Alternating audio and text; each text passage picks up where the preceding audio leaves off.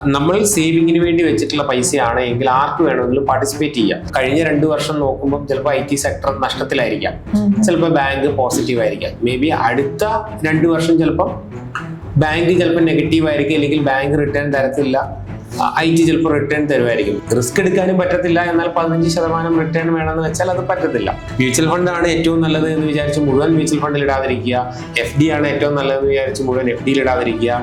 Gold ആണെന്ന് പറഞ്ഞ് മുഴുവൻ ഗോൾഡിൽ ഇടാതിരിക്കുക. ആ സെക്ടറിലുള്ള ഈ പല പല കമ്പനികളുടെ ഗ്രോത്ത് പൊട്ടൻഷ്യലോ ഒന്നും ചിലപ്പോൾ പലപ്പോഴും ChatGPTക്കോ അല്ലെങ്കിൽ ഇത്രയും AI ടൂളുകൾസോ പ്രെഡിക്റ്റ് ചെയ്യാൻ വേണ്ടിയിട്ട് പറ്റത്തില്ല.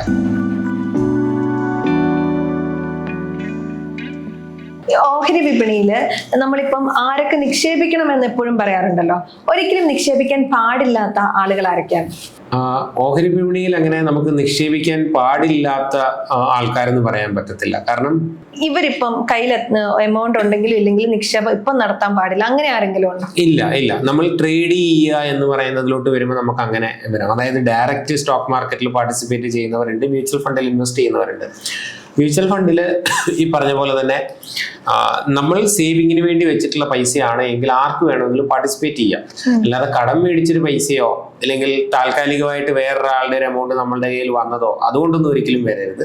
അല്ലാതെ നമ്മളുടെ എന്താ പറയുക, സാലറിയിൽ നിന്നോ ബിസിനസ്സിൽ നിന്നോ സേവ് ചെയ്തൊരു എമൗണ്ട് ഭാവിയിലോട്ട് ഇൻവെസ്റ്റ് ചെയ്യാൻ ഏതൊരാൾക്കും വേണ്ടി പറ്റും. 100% അല്ലെങ്കിൽ എല്ലാവരും തന്നെ അതിലോട്ട് വരണം എന്നുമാണ് ഞാൻ പറയുന്നത്. പക്ഷെ പകരം ട്രേഡിങ്ങിലോട്ടോ അല്ലെങ്കിൽ ഡയറക്റ്റ് സ്റ്റോക്ക് ഇൻവെസ്റ്റ്മെന്റിലോട്ടോ വരുമ്പോൾ അതൊരിക്കലും എല്ലാവർക്കും സ്യൂട്ടബിൾ ആയിട്ടുള്ള ഒരു രീതി ആയിരിക്കത്തില്ല. കാരണം വളരെ വലിയ രീതിയിൽ ഇമോഷൻസ് അവിടെ ഇൻവോൾവ് ആകുന്നുണ്ട്. അതുപോലെ തന്നെ അത്രത്തോളം നമുക്ക് അറിവും ആവശ്യമാണ്, അത്രത്തോളം എക്സ്പീരിയൻസും ആവശ്യമാണ്. മേ ബി 2-3 വർഷമൊക്കെ എക്സ്പീരിയൻസ് ആയി കാര്യങ്ങൾ പഠിച്ചതിന് ശേഷമായിരിക്കും ചിലപ്പോൾ നമുക്ക് നഷ്ടമില്ലാതെ പോലും നിൽക്കാൻ വേണ്ടിയിട്ട് വരുന്നത് ട്രേഡിങ്ങിലോ അല്ലെങ്കിൽ ഡയറക്റ്റ് നമ്മൾ സ്റ്റോക്ക് മാർക്കറ്റിൽ പാർട്ടിസിപ്പേറ്റ് ചെയ്യുമ്പോൾ. അപ്പം അത് എല്ലാവർക്കും സ്യൂട്ടബിൾ അല്ല. അതിനെക്കുറിച്ച് മനസ്സിലാക്കി വളരെ ചെറിയൊരു തുകയിട്ട് ഈ പറഞ്ഞ 1-2-3 വർഷം എക്സ്പീരിയൻസ് ചെയ്തതിന് ശേഷം മാത്രമേ ബാക്കിയുള്ള തുക കൊണ്ട് വരാവുള്ളൂ. മ്യൂച്വൽ ഫണ്ടിൽ എല്ലാവർക്കും സ്വാഗതം, എല്ലാവരും ചെയ്യണമെന്ന് തന്നെയാണ് എൻ്റെ ഒരു. എല്ലാവരും മ്യൂച്വൽ ഫണ്ടിൽ നിക്ഷേപിക്കണം എന്ന് ഒരു വാദമുണ്ടോ? തീർച്ചയായിട്ടും. കാരണം നമ്മളുടെ ഇന്ത്യ വളരുവാണ്, അതിനനുസരിച്ച് ഇന്ത്യൻ മാർക്കറ്റും വളരുന്നുണ്ട്. സ്റ്റോക്ക് മാർക്കറ്റിൽ ഇൻവെസ്റ്റ് ചെയ്യുന്നവർക്ക് ലോങ് റണ്ണിൽ ഇതുവരെ നമ്മൾ ഹിസ്റ്ററി വെച്ചുകൊണ്ട് നമുക്ക് എല്ലാവർക്കും ന്യായമായിട്ടുള്ളൊരു റിട്ടേൺ കിട്ടുന്നുണ്ട്. അപ്പം ഇനി വരുന്ന 2040-45 വരെയൊക്കെ ഇന്ത്യയുടെ ഏറ്റവും ചിലപ്പോൾ നല്ലൊരു കാലഘട്ടമായിരിക്കും. അപ്പം നമ്മൾ ഇനി അടുത്ത് 20-25 വർഷം എന്ന് പറയുന്നത് ഏറ്റവും നല്ല പീരീഡാണ്. അപ്പൊ ആ സമയത്ത് നമ്മൾ ഇൻവെസ്റ്റ് ചെയ്യുക, ഈ ഒരു ഗ്രോത്തിന്റെ ഭാഗമാകുക എന്നുള്ളത് തന്നെയാണ് ഏറ്റവും നല്ലത്. ഞാനൊരു വാർത്ത കേട്ടോ, വാർത്ത കറക്റ്റ് ആണോന്ന് അറിയില്ല. ബാങ്ക് ഓഹരികൾ ഇടിയുന്നു, IT സെക്ടർ തിരിച്ചുവരവിന്റെ ഒരു പാതയിലാണ് എന്നുള്ള രീതിയിൽ ഒരു വാർത്ത ഉണ്ടായിരുന്നല്ലോ. അപ്പോ ഇത്തരം ഒരു വാർത്തകൾ ഒരു നിക്ഷേപകന് നൽകുന്ന ആശ്വാസം എന്തൊക്കെയാണ്?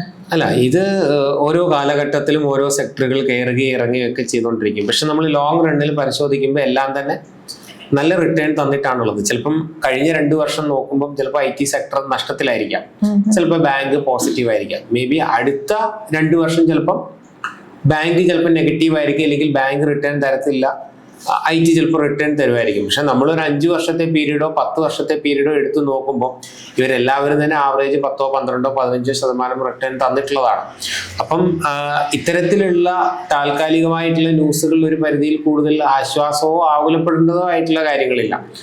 ആസ് എ ഇൻവെസ്റ്റർ നമ്മൾ കണ്ടിന്യൂസ് ഇൻവെസ്റ്റ് ചെയ്ത് പോവുക, നമ്മളുടെ ആ ഒരു ഇൻവെസ്റ്റ്മെന്റ് സിസ്റ്റമാറ്റിക് ആയിട്ട് ഫോളോ ചെയ്യുക എന്നുള്ളതാണ് ഒരു റീറ്റെയിലറുടെ ഏറ്റവും അല്ലെങ്കിൽ അവർ ഫോളോ ചെയ്യേണ്ട ഒരു പ്രധാന കാര്യം. നമ്മൾ എപ്പോഴും കേൾക്കുന്ന ഒന്നാണ്, ബാങ്കുകൾ നമുക്ക് തരുന്ന റിട്ടേൺ എന്ന് പറഞ്ഞാൽ 6% അല്ലെങ്കിൽ 7%. പക്ഷെ ഓഹരി വിപണിയിലാണെങ്കിൽ 20% മുതൽ 30% വരെ റിട്ടേൺസ് തരുമെന്ന് വാർത്തകളും പരസ്യങ്ങളും ഒക്കെ കാണാറുണ്ട്. ഇതിനുള്ളിൽ വാസ്തവമുണ്ടോ? നമുക്ക് ബാങ്കിൽ ഈ പറഞ്ഞ പോലെ നമുക്കറിയാം 6%, 7% ഒക്കെ തന്നെയാണ് തരുന്നത്. സ്റ്റോക്ക് മാർക്കറ്റിൽ 20-30 അല്ലെങ്കിലും 15-16% ഒക്കെ റിട്ടേൺസ് നമുക്ക് കൺസിസ്റ്റന്റ് ആയിട്ട് കിട്ടാറുണ്ട്. പക്ഷെ സ്റ്റോക്ക് മാർക്കറ്റിൽ നമുക്ക് അത്ര സേഫ്റ്റി ഇല്ല. ഇപ്പുറത്ത് ബാങ്ക് നമുക്കൊരു സേഫ്റ്റി തരുന്നുണ്ട്.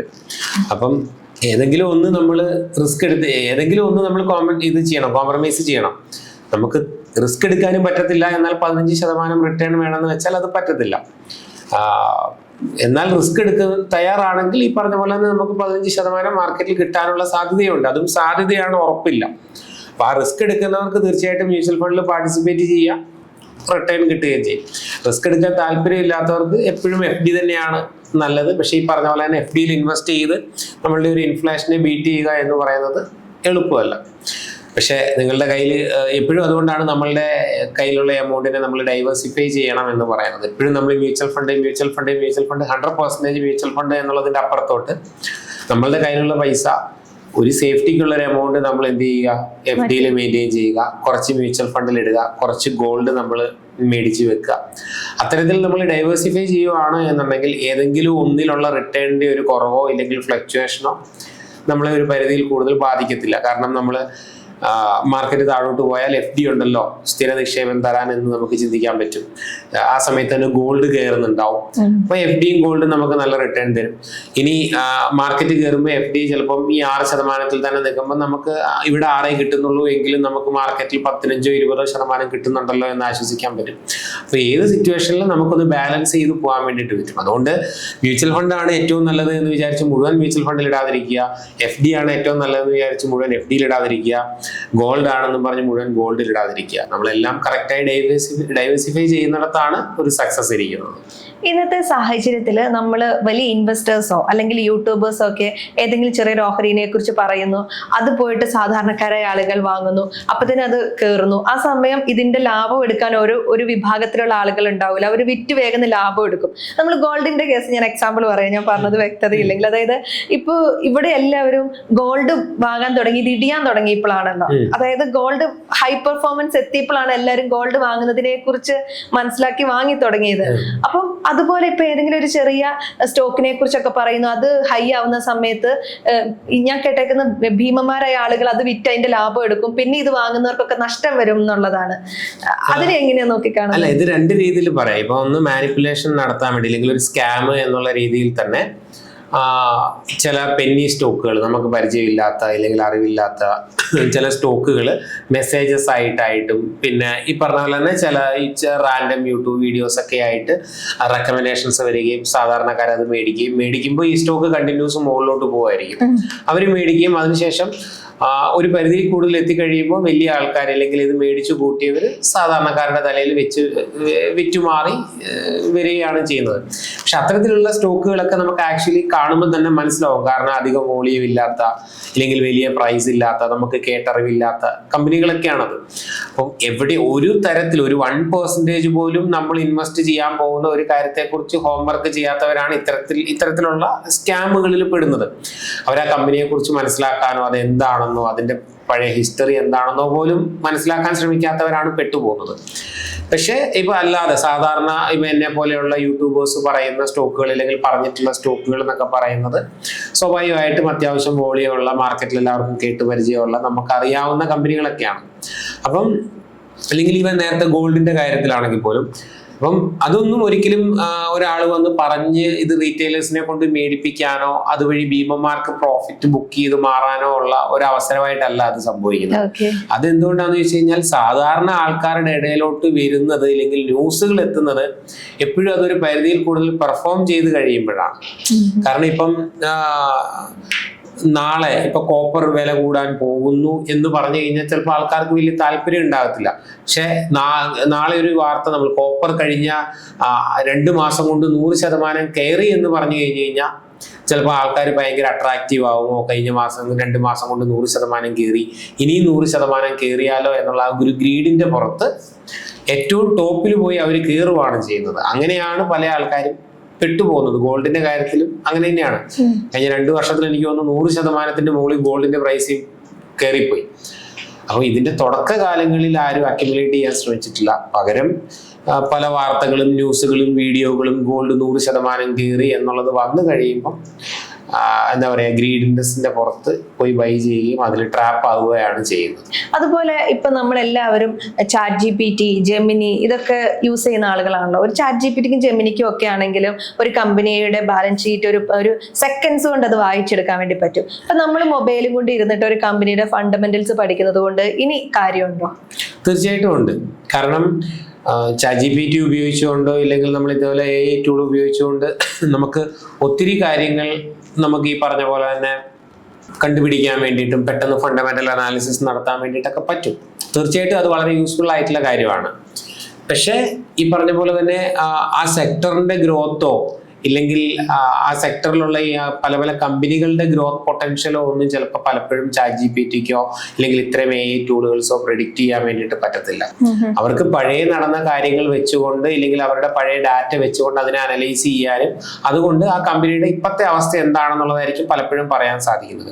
പക്ഷെ ഒരു കമ്പനിയുടെ ഫ്യൂച്ചർ പ്രിഡിക്റ്റ് ചെയ്യുന്നതിൽ ഇല്ലെങ്കിൽ ആ ഒരു സെക്ടറിന്റെ പുറത്ത് ഒരു കൺവിക്ഷൻ കൊണ്ടുവരുന്നതിൽ തീർച്ചയായിട്ടും ഇൻഡിവിജ്വലി ഒരാൾ എടുക്കുന്ന ഒരു റിസ്ക് ഇല്ലെങ്കിൽ ഒരു ബെറ്റ് ഉണ്ട്.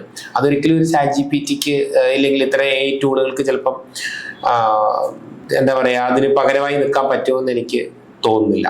ഇപ്പൊ 10 സ്റ്റോക്ക് എടുത്ത് കാണിച്ചാൽ എന്താ പറയാ ആ 10ന്റെ ഉള്ളിൽ 10ന്റെയും ഇതാണ് ഇന്നതാണ് അവസ്ഥ എന്ന് പറയാൻ പറ്റും. പക്ഷെ ആ 10ൽ പൊട്ടൻഷ്യൽ ഉള്ള ഇല്ലെങ്കിൽ എന്താ പറയാ നമ്മൾ കൺവിക്ഷൻ ഉണ്ടല്ലോ നമുക്ക് ഇന്ന സെക്ടറിന് പൊട്ടൻഷ്യൽ ഉണ്ട് എന്നുള്ളത്, അത് ചിലപ്പം AI കൂടുതൽ ബെറ്റർ ആയിട്ട് ഒരു നല്ല രീതിയിൽ ഇൻഡസ്ട്രി അനലൈസ് ചെയ്യുന്ന ഒരാൾക്ക് ചിലപ്പോൾ പ്രെഡിക്റ്റ് ചെയ്യാൻ പറ്റിയെന്ന് വരും. അതായത് ഹ്യൂമൻ ലോജിക് അപ്ലൈ ചെയ്യുമ്പോൾ ഒരു 70 ഇല്ലെങ്കിൽ ഒരു 60% ഇത്തരത്തിലുള്ള ടൂളുകൾ ഉപയോഗിക്കുക. ബാക്കി 30 to 40% നമ്മളുടെ കോമൺ സെൻസും നമ്മളുടെ ലോജിക്കും കൂടി അപ്ലൈ ചെയ്യുക എന്നുള്ളതാണ് എൻ്റെ ഒരു വ്യൂ. മില്ലി സെക്കൻഡ്സ് കൊണ്ട് ട്രേഡ് ചെയ്യാൻ പറ്റുന്ന AI അൽഗോരിതങ്ങളൊക്കെ ഇന്ന് അവൈലബിൾ ആണല്ലോ. അങ്ങനെ ചെയ്യുന്ന ആളുകൾ ഉണ്ടാവില്ല. അപ്പൊ നമ്മൾ ഇപ്പൊ ഫോണിൽ നോക്കി ഇരുന്ന് ട്രേഡിങ് ചെയ്യുമ്പോൾ ഇത് രണ്ടും കമ്പയർ ചെയ്യുമ്പോൾ ഏതായിരിക്കും ബെറ്റർ?